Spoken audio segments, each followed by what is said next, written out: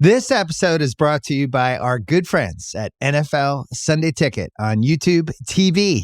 I'm sure by now you've all gotten back into your Sunday routines, but they could be even better. With NFL Sunday Ticket and YouTube TV, you get the most live NFL games all in one place, every game, every Sunday. And you can even watch up to 4 different games at once with multi-view, one of my favorite inventions of this decade.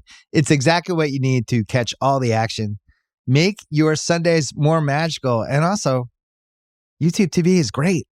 I got it this year. It's awesome. Sign up now at youtube.com/BS. Device and content restrictions apply. Local and national games on YouTube TV. NFL Sunday Ticket for out-of-market games excludes digital-only games.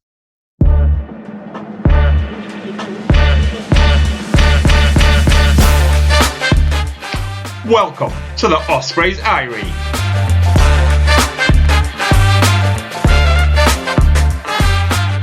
Hello and welcome back to the Ospreys Eyrie podcast. Special edition? Yeah. But not St. Helens one. Not one where we talk about the Australians play for Munster. Yeah, we're not going to do 10 minutes on the 2015 All Blacks up top. We could. We could. Pre-recording, we did look at 2012 Wales squad. We are very much deciding not to. I think we've got a bigger priority right here. Yeah. So what you're about to listen to and what we've just recorded is myself, Robbie, and Yeston interviewing Toby Booth, the Ospreys head coach, the man who's transformed our club from where we were, and you'll hear it in the interview. Specifically, and we said the exact line last night, sort of in a pre-recording, where you come into a place where you've only got 2 wins to go to where we are now. So really great interview. We were really grateful to sort of have that time with him. He's on top form. So sit back, enjoy your half an hour of, quite frankly, the best Boothie bingo you will ever hear. So.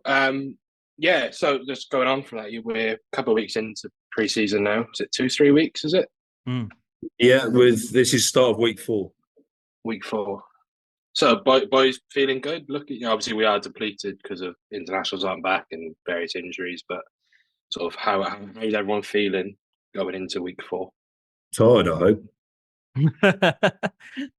No, it's always a balance, right? Pre-season, because it's a very planned thing that has to have a lot of flexibility in it because of what you see happen. So you have to be adaptable, and it's probably been exaggerated more this year than ever. We've gone from one extreme to the other. So last year we had sort of 16-week pre-season. This time we've got 8. So new players have to get up to speed fast. Youngsters who invariably need a little bit more time have to, there's quite a lot asked of them, especially if they are filling in senior roles, senior positions, because the quality of your training is, based on knowledge, effort, execution, etc., etc. So there's quite a lot going on, but it's good. That's what we do it for. We enjoy it. So how long was your actual break off? How long were you away 4 for? weeks. 4 weeks. Okay. What do you get up to in that time as the coach? Did you get to switch off much, or was it? Well, normally you try and get away. I've not been away, which is dangerous for everybody, because if the head coach has time, he spends time looking. The reason being, my children were in A-levels and GCSEs, and the timings didn't marry up. I mean, after playing for 52 weeks, sod's law that it doesn't line up for you personally. But so we've so from my point of view, you obviously let the analysts and the statistics, and then you look at the actual, and because obviously you want to apply the context, and then you look at the things that you need to focus on, either to become super strengths or maintain super strengths, and also where is there any low-hanging fruit that can improve your team very quickly, and then what's the long-term project, So from that point of view, it's a bit of a balance, to be fair. Yeah, what was the differences between this season and last season? The way, obviously, time is a bit different with the longer pre-season, but How different is it compared to last season in a way? No, a lot different, because you can really unpick some stuff, right? You can really unpick some stuff and look at more detail. You can take more time with the youngsters. You can be really clear. I mean, it was a blessing, really, because there was a lot of change, and obviously the backdrop of the year before, not for us, but in Welsh rugby, was particularly difficult. So as a result, you need to sort of, right, where's the line in the sand? And I know you guys are sick to death of hearing me say find a way, but that's not at all. Not at all. Quite the opposite. I don't think, not yet. Well, see, that's not bad. Was that 3 minutes where I've said it? It's not too bad.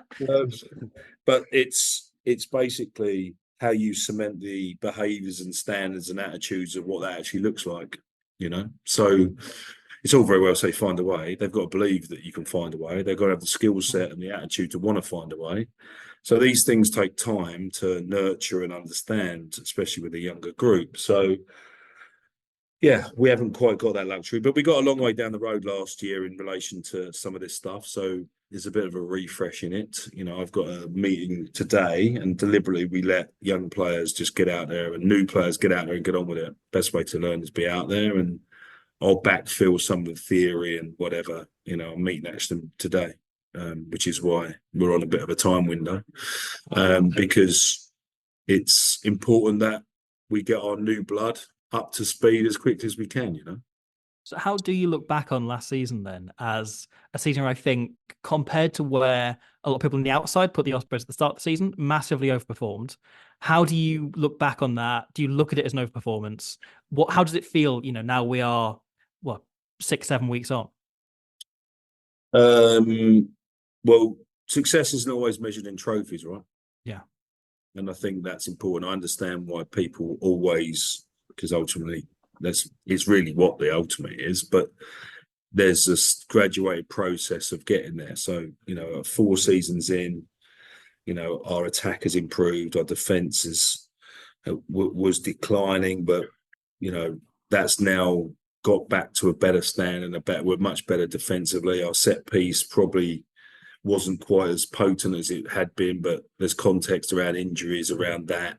So, it's all about balance, and that's why you can't look at statistics or data cold. You have to, as I said, we work in a performance business that require humans to do things. So as a result, we have to take a human approach rather than a binary approach, So it's important that we unpick that, look at it, decide, engage with people. What do we think? We obviously do our usual reviews. The players do their reviews. They give us their feedback, and then my job, as you said, going back to the original question, is to try and plot a way to be able to do that.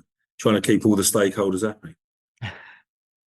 And sort of player-wise, we have lost, some in terms of the general Welsh public, big names in George North, Alex Cuthbert, and we brought in some very talented players, but maybe to the general public they won't be big names apart from Kieran Hardy.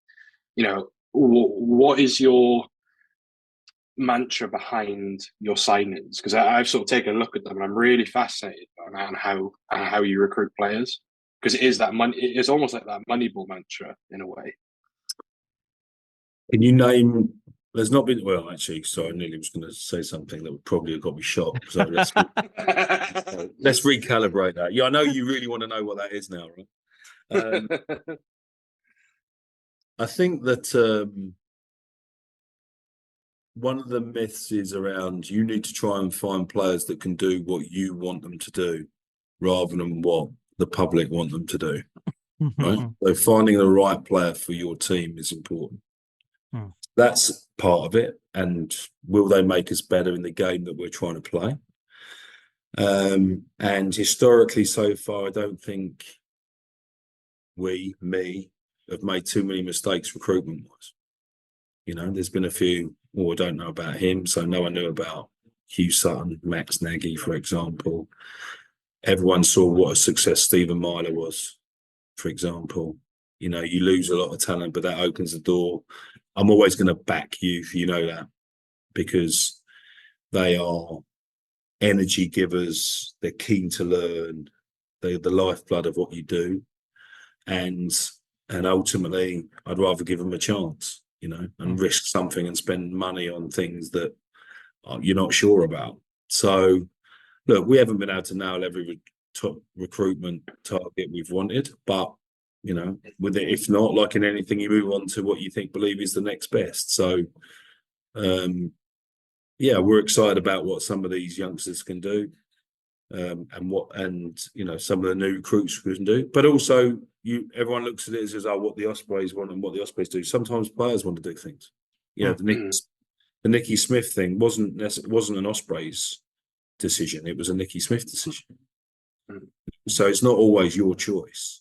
And with someone like Nicky, same with the example, because he's such a legend in the Ospreys, it was a very difficult thing to go to. And we went back at it a couple of times when he didn't have anything, but he was adamant he wanted to try something new. And the amount of rugby he's contributed to the Ospreys, he deserves that opportunity. Absolutely. I would just have to say, I knew about Hugh Sutton and Max Nagy. I was there in the freezing on every Wednesday, St. Helens University. Well, you should have got in touch quicker then. Yeah, it should have been not wrong there. Yeah. They were great. Go on, Toby.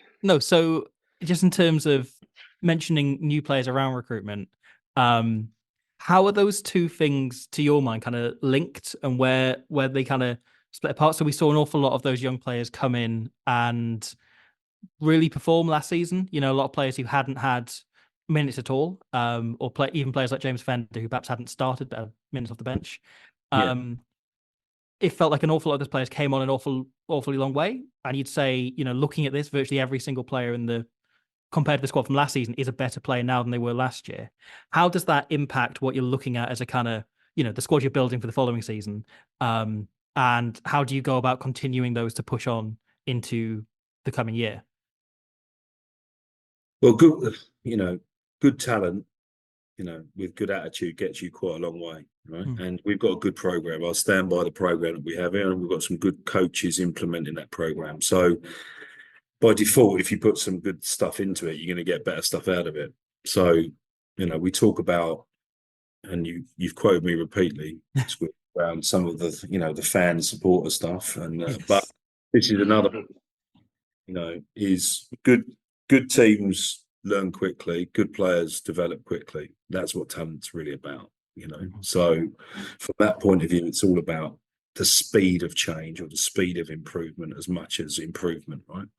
If you put someone in a situation repeatedly, day in, day out, they're going to get percentage better. Now, what that percentage is depends on the talent. So I think that's important. As you say, they're certainly better for the experience. And if you look at the breakthrough players, you saw Morgan Morse, Dan Edwards, for example, Luke Davis, and I just picked them off the top of my head. There's a number of them. And then if you put in, Kieran Williams, Owen Watkin, Rhys Davis, Adam Beard, Sam Parry, etc., then it's a gradual process. But those boys are almost the stalwarts of what we do around here. I mean, I know the Grand Master Blue Hat man will sit,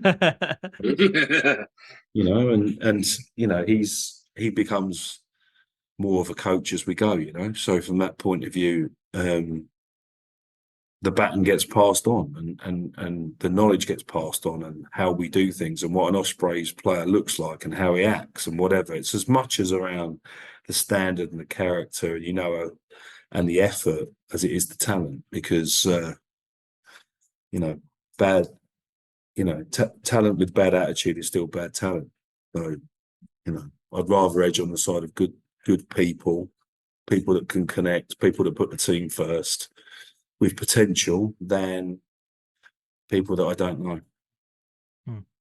So is the squad for next season set? Have you got a final idea of who it is, or are there still bits falling into place? I'm still too short. I'm still too short. Now, whether I get to 2 or we get to 2 is another question, because as you can imagine, you squeeze every little bit you can out you can, and whatever. And often, sometimes injury provides an opportunity to broaden it. I mean, let's be honest about it. The Cheetahs' relationship with us is gold. Oh, brilliant! It allowed us the flexibility, and Y11 and that relationship and bits and pieces that we have, that saved our bacon in a lot of ways, right? So we certainly need to keep utilising that. We've got some of those boys coming back, which will add two numbers to what we do. And we're trying to get one more on top of that. So that's where we'll end up, barring injury. And when I say injury, it's really international duty injury, because ultimately you can utilise some insurance money and spread your payments and wealth across it. But yeah, you've certainly got to be crafty. Let's put it that way. Yeah, you mentioned the development of recruitment and things like that, but the younger players, so you mentioned obviously Morgan Morris, Dan Edwards, they're 12 months down the line from where they were last season, at the start of last season. So it must be quite exciting as a head coach to have players such as that coming through and into the senior environment again after a strong start, I suppose. Yeah, for sure. They bring the energy we talk about. They are respectful, but they have, they want to play ultimately, and they'll do whatever they can to play, and they'll constantly bang your door down. But it's good because it keeps everybody sharp. And what you actually want is as much competition for place as you can. Coaches that tell you, oh, it's difficult, it's a coach's dream. The more players you've got that are of the right caliber, the easier it is. Because I say the easier it is, it's hard to keep the non-23 sort of energized, of course, but it drives the standard. It drives it reduces the complacency. And as a result, you can pick people that are doing the job, not saying they're going to do the job, So from that point of view, if you can fill that talent pool, and you have to financially with young players that bring that energy as well, that's brilliant. But as you say, those 10, 15 games that they've played last year makes a massive difference. And are there any players that we might haven't seen that you're looking forward to maybe giving them that exposure next year? That sounds like a very obvious question to me. So I'm looking forward to all of the. Yeah. Anyone in particular? Loaded. That was obvious and loaded. I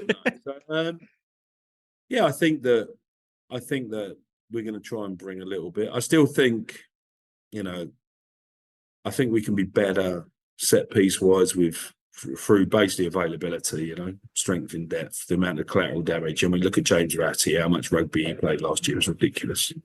But to keep people fresh and energised, you need people that can do the job. So I think we're anticipating our forwards, going a little bit more being a little bit more consistent. The challenge will always be international windows, as you know. But we seem to be less popular in there at the moment. So that's out of every bad comes some good. So from that point of view, we'll see what it is. But our aim is to have a team and a program where people do play international rugby, because that's what they want to do, and that's what we have to support for sure. So I think, and also, as you say, we've missed some. We're losing a couple of experienced backs, but bring quite a lot of physicality. So our challenge around physicality in the back line. So we know that Keith does what he does. We know that Aaron Watkin does what he does. Putting Phil Coccosina in there makes a difference. I think that'll help. Tom Florence is putting his hand up. He's 100+ kilos in the middle there. So I think physicality. I'm looking forward to seeing physicality in our back line. That's what I'm looking forward to. And you mentioned, sorry, James. No, you go. Yeah. Oh, no. Just that you mentioned, obviously a lot of young players coming through, and that's been a consistent throughout the 4 years. And you mentioned being 4 years into this project. How far into this project and how far along do you think you are? And sort of how do you look on it as a whole versus perhaps what you expected when you initially started? The answer to the second bit. Let's start with the first bit. The first bit was, whether I'm here beyond my contract terms is other people's decision. So, hopefully they can see the progress. I can demonstrate the process if I have to, from a performance point of view as well as an outcome point of view. So I'm pleased performance-wise that we're on the right track. Whether that's fast enough, that's for other people to decide that. And always there's a financial element to that. I understand the world is what it is, right? So that's from a personal point of view. But we've had to probably reset a little bit. There was a lot of long-term contracts here when I got here, and a lot of those had to unwind before you can make change, because the reality is it's not football. Well, Welsh rugby certainly not football. Rugby itself is doing it. The fact that transfer fees are non-existent. So you have to let contracts unwind. You cannot afford to let people go because the number depletion makes it, unless they're a complete culture killer. And fortunately, we've had none of those, and the boys can often work those out themselves. So there's a natural selection element to that, if you like. David Attenborough, pleased I've got natural selection in, so that's good. He's a regular listener every week. From insomnia, apparently, but I'll let you boys read into it. So I think that there was obviously, from stuff outside of our control, there was a bit of a reset, So there's been a flip around, a little bit of derailing potential. So that probably slowed the progress, and there's certainly a dip in certain elements of what we've done. So yeah, that probably set us back a little bit. So look, we are, we've certainly come a long way from 2 wins when I took over. Let's put it that way. Yeah. To get double figure wins, to get, notable victories against very good opposition last year in Champions Cup, to win European knockout games, to getting through into the knockout stages. So the performance progress is definitely there to see. And we'll just have to see what that looks like, beyond that. So I think that the other bit is we're also battling against a reducing budget on quite a scale. And look, we all know that you've got to cut your cloth accordingly. So I do understand it. It's not, but it's certainly not the dream that I thought I'd signed on for when I started. But I like a long-term project. The squad's remarkably different now. This is probably up there as being almost singly mine in relation to my tenure now. I think it actually is actually. So yeah, it's a natural progression, and I'm excited where it can go. How soon it goes there depends on. Yeah. So I know you're a busy man. We don't want to keep you. Thank you very much for your time. All three, we're looking forward to the season. Very quickly, is there a fixture that sticks out to you this season that you thought this is the one? This is what apart from the obvious one, of which Scarlet's at home And away. and away, of course. Fixture-wise, not going away to South Africa and Europe was certainly the first thing. I think that I always look forward to playing Irish teams in Ireland because my wife's Irish. No, not because of that. Because I think that's the benchmark. I think obviously away in South Africa, often there is, environmental reasons why it's tough, and we know how good the Stormers' victory was last year, but then you follow it with a car crash, but that's part of getting better, So we'll always try and find a way. There you go. I've finished. We'll always try and find a way to get better. And I think that, the Irish teams are the benchmark of consistency. So how you do against them. And so when you go over there, to be competitive over there, to get victories over there, I think is probably the things that, the greatest opportunity to test yourself. If you've got one brief message for supporters going into next season, what would it be? Come and watch. It'll be fun. Perfect. It won't be easy, but it'll be fun. Brilliant. Perfect. Thank you so much, Toby, for thank you. your time. You're welcome. Absolute pleasure. I'll say thank you to Harrison as well. Just from my behalf and on behalf of the team, thank you for your unrelenting support. It does mean a lot to me. So thank you. No worries. It won't stop. Thank you for giving us something that's such a joy to support. Thank you very much. Cheers, guys. Thanks, Toby. Cheers, Harrison. See you. Thank you, mate. Thank you for listening. That was, quite frankly, our magnum opus of an interview. I will never create anything better than that. We all kind of eased our when bringing it Find a Way. Very much, we're not sick of it. I want to hear more of it. There's a reason that we all enjoy Boofy Bingo every week. Mm-hmm. And Boofy Bingo is spreading. Yeah, it's spreading to other podcasts. It was mentioned on other podcasts. I would just like to point out because you were on it, Robbie. Serial. Yeah, loads of it. Yeah. They're all picking this up. Off Menu, they're always talking about Boofy Bingo. Yeah, Off Menu. Shag's Married Annoyed. They love Boofy Bingo.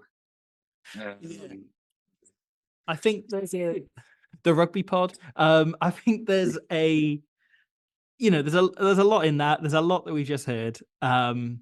The core thing is it feels like business as usual going to this next season, but those players have more exposure and there's even more reason to be excited about them, I think. Yeah, absolutely. And it's just made me really excited for the season. I thought I need a break from rugby. The sevens is finished. Yeah. But actually I just want that first preseason game to happen. Yeah. Because I'm just so excited about this squad. Yeah. It's good that we're getting on well. I think there's a lot of us who'd agree that maybe it is up to other people whether Toby remains, but I think there's a lot of us certainly hoping and very much feeling in one direction. Very much so. Right, you can find us on our various different socials. You can find Yeston _Thomas21, where he will be various Pontypridd games. You can also look at his blog. Yeston, plug the blog. What's it called? Oh, the Open Side blog. The Open Side blog. Yeah, the Open Side blog, some great stuff on there. You can find Robbie at Squidge Rugby on every channel if you want to shout at him for something this week. Yeah, just don't ask who the best player in the world is. It is Harry Deeves. Well, if you'd have said Tom Haberfield, a South African still would have said that it's actually Sean Venter. Yeah. So yeah, you can find Robbie there. Particularly enjoyed his seven stuff. Are you on a break at the minute, or have you got stuff coming out, Robbie? I mean, I've sort of but it's been 3 days long, the break. We just done a big piece on lineouts with I can probably say, it's George Cruz, former, British Irish Lion, World Cup finalist. George Cruz done a big England CBT legend. CBT legend. Gave us an hour of his time to talk about lineouts. So I need to edit that and get that up hopefully next week. So there is stuff to come. Brilliant. You can find me at Ospreys Irie, or you can find me at James Root 8. I don't know why you would. This is the beginning of our season, but we won't be back until the season starts. But just know that basically I sat down with some people at the Ospreys very recently, and we're hoping to work a lot more closely with them next year. And it's going to be great. It's going to be, we had such an amazing year pod-wise last year, more than we ever thought that we would, and probably more than we deserve to. But it's going to be even better next year. So enjoy the interview. Go listen to it again. Check out the other pods, and we'll see you soon. Brilliant. Have a good one, guys.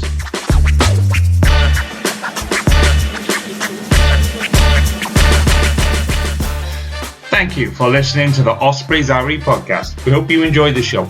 Please subscribe, rate and review wherever you listen to us, as it really helps spread the word. You can find us on all the usual social media channels or email us on welshregionalrugbypod@gmail.com. And remember, whatever the question, rugby is always the answer.